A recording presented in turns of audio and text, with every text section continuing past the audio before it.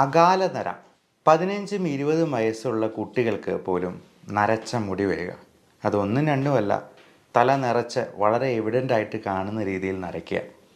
എന്തൊരു ബുദ്ധിമുട്ടുണ്ടാകുന്ന ഒരു സംഭവമാണല്ലേ. ഈ അകാല നരയെ ഒന്ന് തരണം ചെയ്യാൻ വീട്ടിൽ തന്നെ ചെയ്യാവുന്ന ഒരു ഹോം റെമഡിയാണ് ഇന്ന് പരിചയപ്പെടുന്നത്.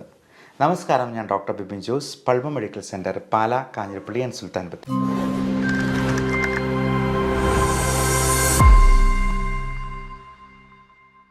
ഈ അകാല നരയ്ക്ക് പല കാരണങ്ങളുണ്ടാകും.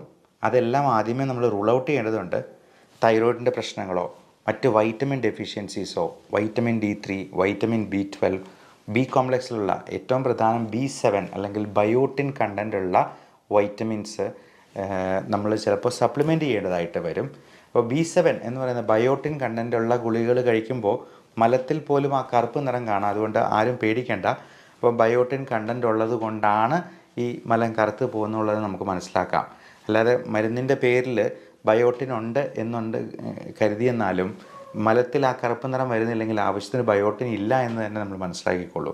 ഒന്നെങ്കിൽ ഇത് ചിലപ്പോൾ ചാത്ത മരുന്നുകളായിരിക്കാം, ആവശ്യത്തിന് ക്വാളിറ്റി ഇല്ല എന്ന് നമുക്ക് മനസ്സിലാക്കാം. അപ്പം നമുക്ക് ചെയ്യാവുന്ന ഈ ഹോം റെമഡിയിൽ നമുക്ക് ചേർക്കേണ്ട പ്രധാനപ്പെട്ട ചേരുവകൾ: 1 വെർജിൻ കോക്കനട്ട് ഓയിലാണ്, 2 ഉലുവയാണ്. അപ്പോൾ ഈ ഉലുവയിൽ പലതരത്തിലുള്ള സപ്ലിമെൻറ്റ്സ്, നിക്കോട്ടിനിക് ആസിഡ് പോലുള്ള നിയാസിൻ അല്ലെങ്കിൽ നിക്കോട്ടിനിക് ആസിഡ്, ഇതെല്ലാം ബി കോംപ്ലക്സ് വൈറ്റമിൻസിൽ പെടുന്നതാണ്. ലെസിത്തിൻ എന്ന് പറയുന്ന കമ്പോണൻ്റ് ഉണ്ട്. ഇതെല്ലാം മുടിക്ക് നല്ല സ്ട്രെങ്ത് കിട്ടാനും അഴകുണ്ടാകാനും ആ സിൽക്കി നേച്ചർ മെയിൻറ്റെയിൻ ചെയ്യാനും ഒക്കെ സഹായിക്കാം.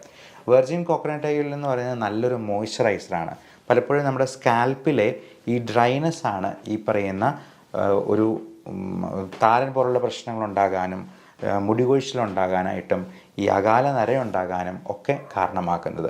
ഈ വെർജിൻ കോക്കനട്ട് ഓയിലിലാണ് നമ്മൾ ഈ ആവശ്യത്തിനുള്ള ചേരുവകൾ ചേർക്കുന്നത്.